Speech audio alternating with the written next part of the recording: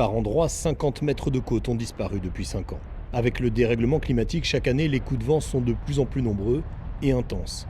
La dune, elle roule vers l'arrière à cause des endroits où des accès ou des zones fragiles, des zones sableuses où le vent s'engouffre. Dans le centre-ville, la mairie a dépensé plus de 3 millions d'euros pour construire cette muraille de protection.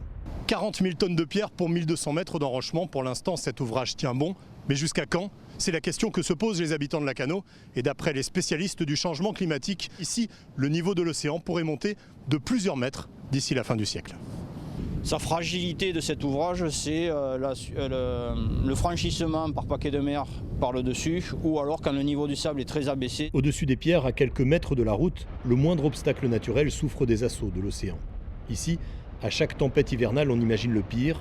Au nord et au sud, la dune recule inexorablement. Il n'y a pas de construction, c'est uniquement que du sable, pas d'enrochement, ou très peu. Souvent, c'était des cycles avant qui faisaient que le sable partait, revenait un peu moins qu'il était parti, mais il revenait un peu. Sur le long terme, la municipalité a imaginé plusieurs scénarios.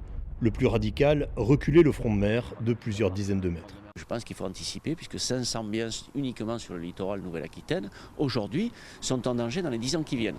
Donc il y a des décisions fortes à prendre. Les élus locaux s'en remettent donc à l'État, qui n'a toujours pas légiféré pour affronter durablement la montée des océans.